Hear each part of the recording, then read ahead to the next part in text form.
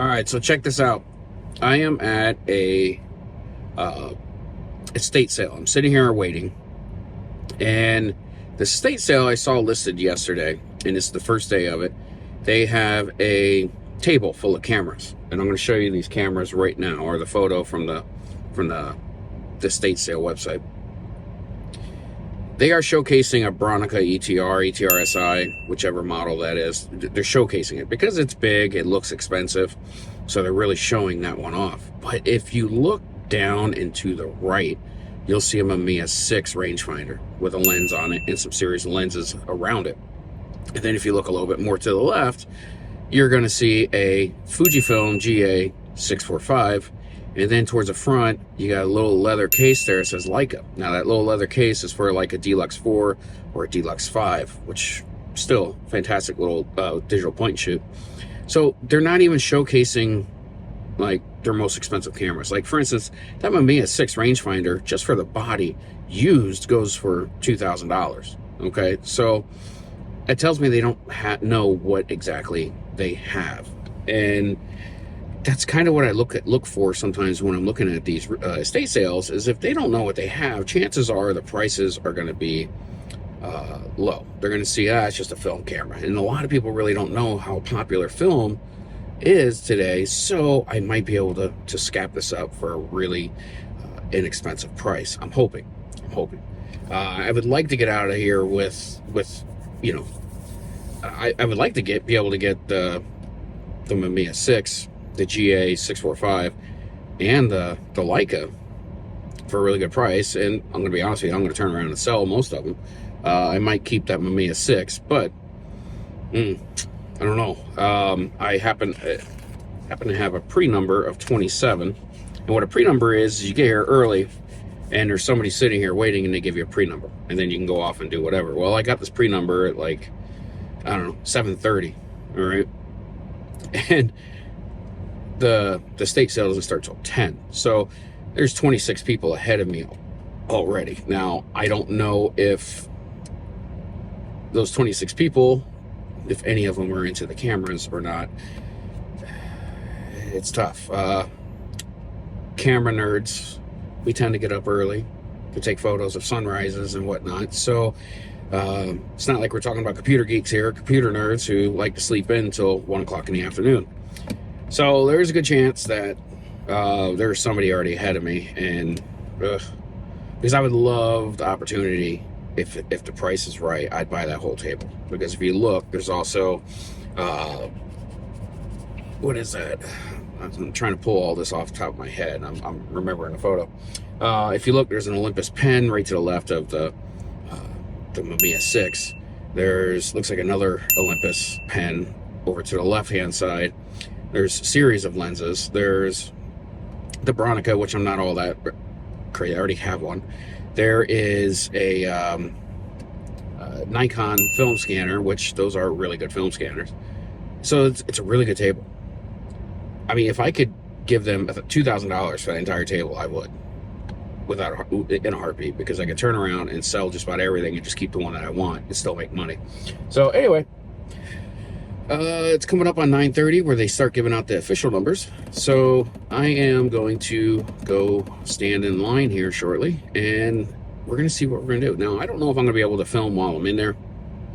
Sometimes I feel kind of weird filming inside of an estate sale, because generally it's somebody passed away and they're selling off the property.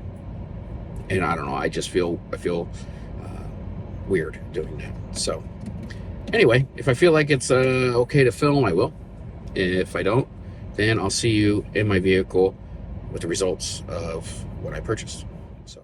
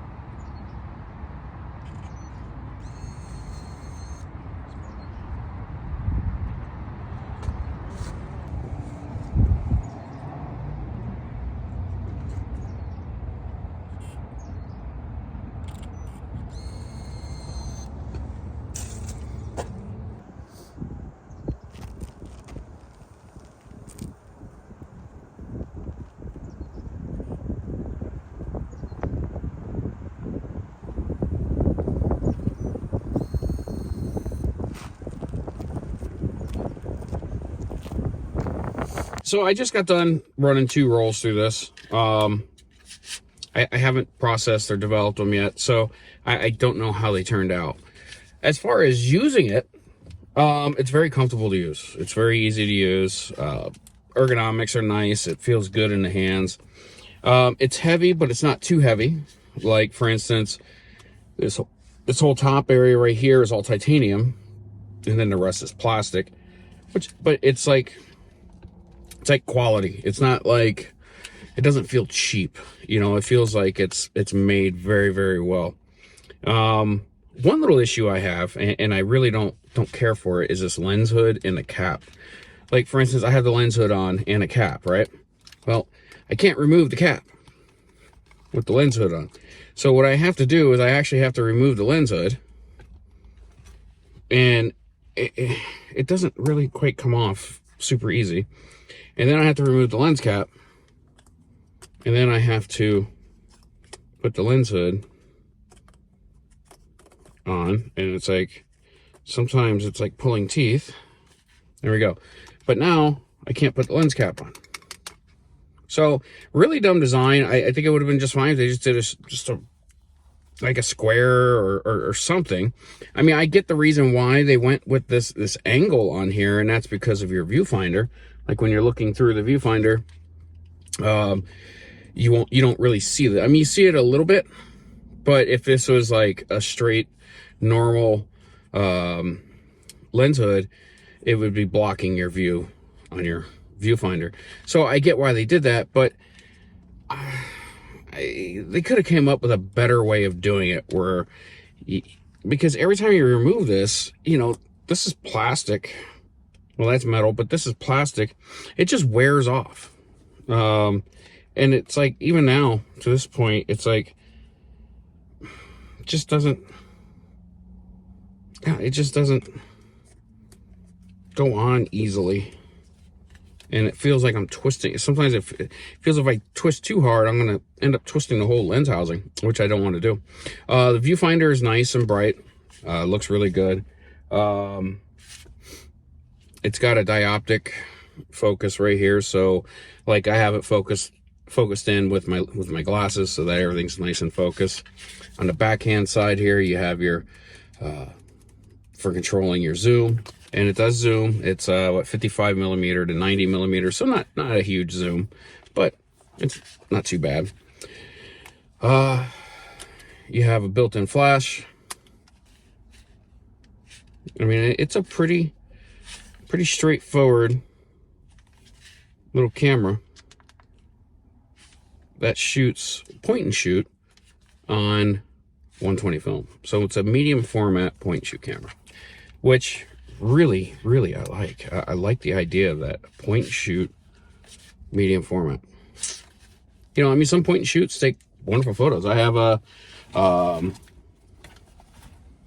Olympus MJU. Wonderful photos. I mean, crystal clear lens, exposes properly, does a fantastic job. So if I can get that out of a medium format, because I love me some medium format, I'll be happy. But I'm not crazy about it always being in portrait mode. You know, to get horizontal, I got to go this way. I got to turn it this way, which I guess isn't necessarily too big of a deal. I would assume that this was probably designed more for, like, let's say a wedding photographer, like a backup camera. Because when you're shooting weddings and stuff like that, you're normally in portrait mode, or even like a portrait photographer.